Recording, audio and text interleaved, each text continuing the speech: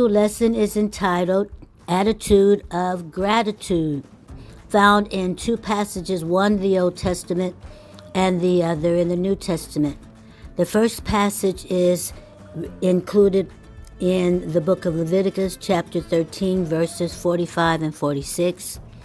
And the second section of scriptures is found in the New Testament in the Gospel of Luke, chapter 17, verses 15 through 19. The lesson goals for this Sunday school lesson is included in two focuses. One, after reading and studying this lesson, you should be able to summarize the relationship between these two texts of this lesson. Two, after you study these passages, you should be able to distinguish between contexts that call for times of public thanks to God and those other times where private thanks are more appropriate.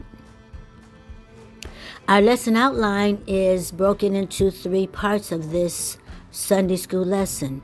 Part 1 is entitled Unclean, and that covers the Old Testament scriptures, Leviticus chapter 13, verses 45 through 46. Verse 45 are the physical indicators of what those people who had leprosy were displaying on their body. Verse 46 of chapter 13 of Leviticus was also the social separation that was required for those who were called lepers. Unclean. Section 2 of our Sunday school lesson is entitled Cleansed, and we start our study there in the New Testament book of Luke chapter 17, verses 11 through 14. So verses 11, 12, and 13 is the leper's request to Jesus as he approaches them. Verse 14 of chapter 17 of the Gospel of Luke is Jesus' response. And then the last section of our Sunday school lesson can be called Affirmed, and that's Luke chapter 17, verses 15 through 19.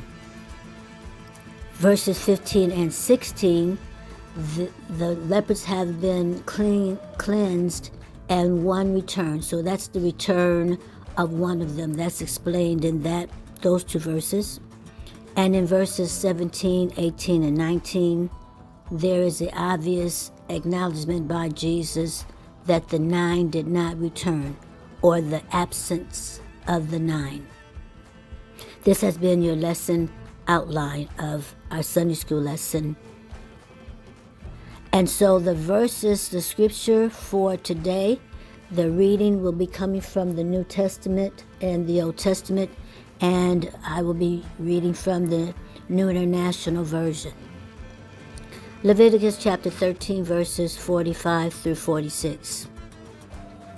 Verse 45, anyone with such a defiling disease must wear torn clothes, let their hair be unkempt over the lower part of their face, and cry out, unclean, unclean. 46, as long as they have the disease, they remain unclean. They must live alone. They must live outside the camp. And the New Testament scriptures, starting in chapter 17 of the Gospel of Luke, verse 11. Now on his way to Jerusalem, Jesus traveled along the border between Samaria and Galilee. Verse 12. As he was going into a village, 10 men who had leprosy met him. They stood at a distance. Verse 13. And called out in a loud voice, Jesus, Master, have pity on us. 14. When he saw them, he said, go, show yourselves to the priests. And as they went, they were cleansed. Verse 15, one of them, when he saw he was healed, came back, praising God in a loud voice. Verse 16, He threw himself at Jesus' feet and thanked him, and he was a Samaritan. Verse 17, Jesus asked, "Were not all 10 cleansed? Where are the other 9? Verse 18, has no one returned to give praises to God except this foreigner? And finally, verse 19 of our Sunday school lesson. Then he said to him, "Rise and go. Your faith has made you well." That is the scripture reading for our lesson today. And here is a little context background for your understanding as you study. These two scripture passages of our lesson were written more than 1,000 years apart. But the text from Leviticus gives us important context for the account that we find in the Gospel of Luke. Leviticus chapter 13 is devoted to the identification and the regulation of skin diseases as part of the legal health code for Israel. We might be surprised to see such rules, assuming that the law of Moses covered only religious regulations and prohibitions against crimes such as murder and thievery, etc. However, what we would consider a medical problem was also a religious and community issue for God's people, the Israelites. They saw physical ailments and afflictions as more than health issues. They understood them as punishment for sin, and that's also addressed in the Gospel of John chapter 9. So detection of certain skin conditions identified one as having leprosy. A person with leprosy was considered unclean because they didn't have a cure. A skin disease was usually treated with washing and quarantine. If the disease did not go away, it was considered ongoing and therefore demanded banishment of that person from the community. Well, this amounted to a sentence of lifelong shame and isolation, and you can see that similarly in 2 Chronicles chapter 26, verses 19 through 21. The appearance of leprosy was a life-altering event that usually only ended up with physical death. The biblical descriptions of leprosy are not precise enough to narrow it down to a single skin condition that we know today. And so the term leprosy today is identified with the Hansen's disease.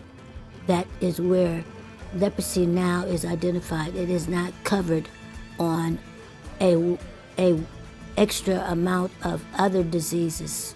We now have had medical innovation and research to find that that particular disease that might have been identified in the biblical days is now identified as the Hansen's disease, and it is a slowly progressing bacterial infection that causes disfigurement and undoubtedly nerve disease and nerve damage. However, in both the Old and the New Testament, the word leprosy seems to describe skin diseases in a more general sense. Leprosy included a scaly skin appearance that would be described as being white as snow, and that is also referred to in the book of Numbers chapter 12 as well as in the book of Exodus chapter 4. It was a condition that might be caused by several diseases because they didn't know. So tension between Jews and Samaritans was an undercurrent that we find in our reading of our Sunday school lesson today. Jews and Samaritans were religious and ethnic cousins sharing a common ancestry, and both communities were loyal to the law of Moses, and that's identified in the Gospel of John chapter 4. But events starting with the division of Israel into those two kingdoms, the north and the south, in about 930 BC, exasperated by the northern kingdom's exile to Babylon in 722 BC, continued to alienate these two groups. After the northern kingdom's exile, those remaining intermarried with the peoples that the conquerors gave that were allowed to resettle into their homeland. And undoubtedly, this mixture of different people and cultures resulted in what the Hebrew people called the Samaritans. So the Old Testament traces the timeline of these events from 2 Kings through the book of Ezra chapter 4 and even in Nehemiah chapter 4. And this dealt with even those kinds of regulations that continued to separate the two communities, the Jews from the Samaritans. Pray that this helps you understand why these two passages are aligned and how you can be able to distinguish what was going on at the Old Testament time and did they really grow out of it, and what did God do through Jesus Christ that made these people still find the Samaritans not acceptable as relatives, as worshipers of God in the same community. This has been your Sunday School lesson, Attitude of Gratitude.